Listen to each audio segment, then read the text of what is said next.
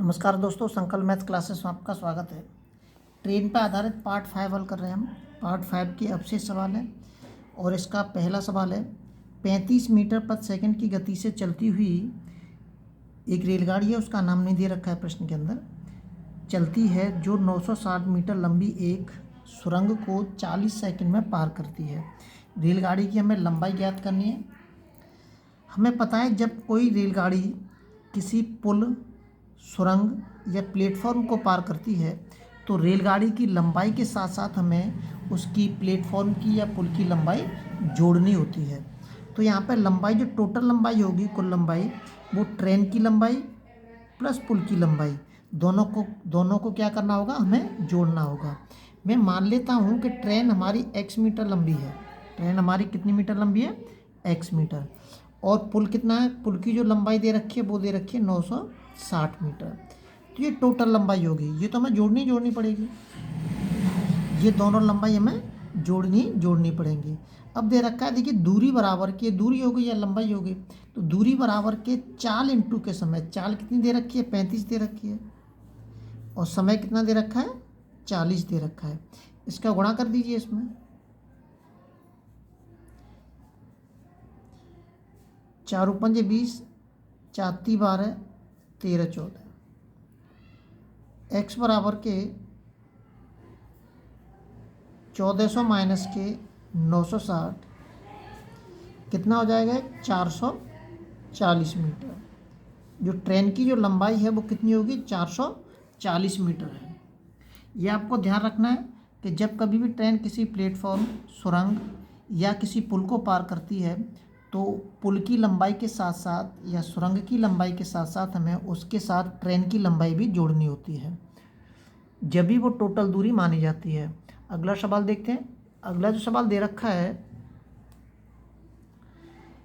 500 metre लंबी एक train, 500 metre लंबी एक रेलगाड़ी जो एक समान चाल से चल रही है, किसी स्टेशन को 35 सेकंड में पार कर लेती है। यदि प्लेटफॉर्म की लंबाई 221 मीटर हो तो रेलगाड़ी की चाल ज्ञात कीजिए। वो किलोमीटर प्रति घंटा में ज्ञात करनी है हमें।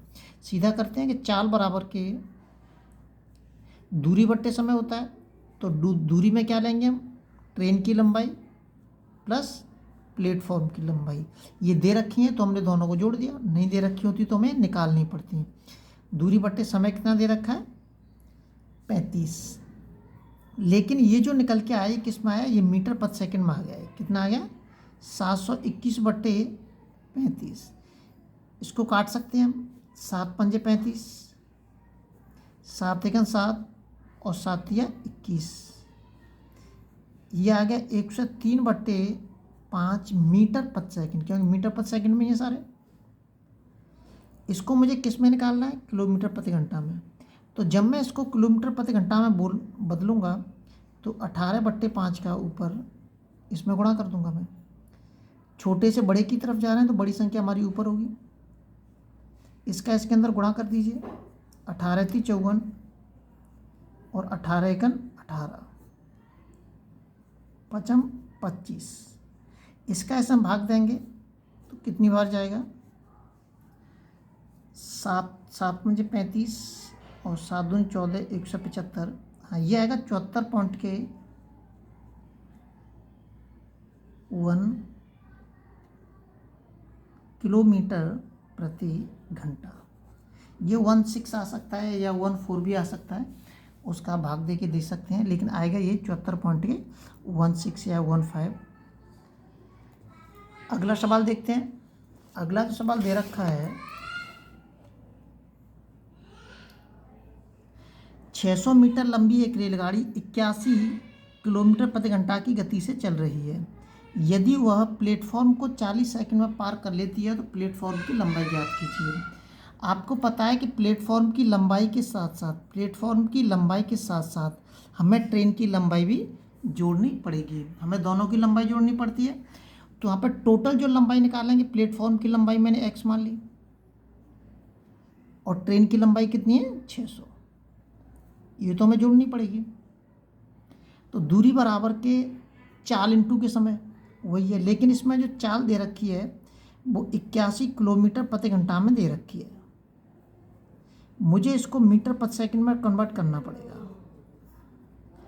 5/18 का गुणा कर दूंगा इसमें, 9 9 81, 9 दूनी 18, ये आ जाएगा 45/2 मीटर प्रति सेकंड।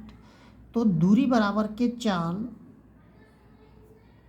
इंटू के समय कितना दे रखा है 40। 2 का इससे काट दीजिए, इसको 20 बार कट जाएगा। 45 दूनी 90, कितना आ जाएगा 900। मैं इसको इधर लेके जाऊंगा, घट जाएगा, कितना बचेगा 300। तो ये प्लेटफॉर्म की जो लंबाई है वो कितनी है 300 मीटर है।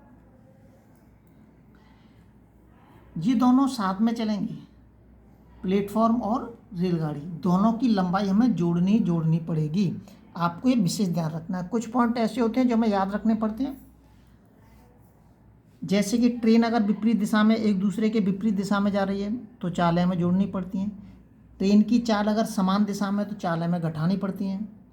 यदि ट्रेन किसी प्लेटफॉर्म या सुरंग से गुजरती है तो प्लेटफॉर्म या सुरंग की लंबाई के साथ साथ हमें ट्रेन की भी लंबाई जोड़नी पड़ती है दोनों में।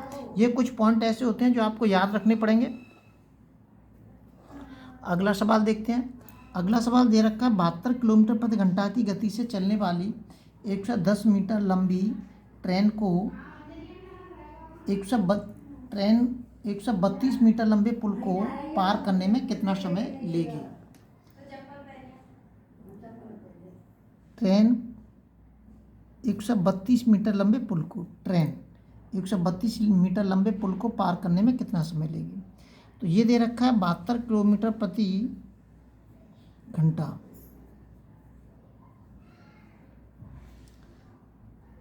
5/18, 18 चौक 72, 4 पंजे 20। ये इसकी चाल निकाली मैंने मीटर प्रति सेकंड में। क्या है ये चाल। समय पूछ रहा है वो, समय बराबर के दूरी कितनी दे रखी है इसमें,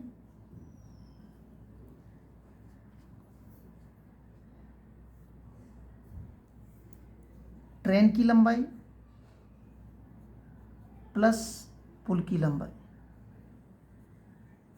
बटे 4, जोड़ दीजिए दोनों को, 2 काट दीजिए इसको,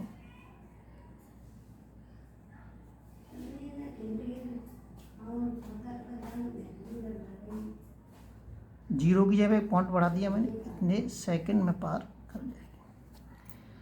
अभी ट्रेन से संबंधित काफ़ी सारे सवाल बचे हुए हैं, वो अगले वीडियो में आपसे फिर बताता हूँ।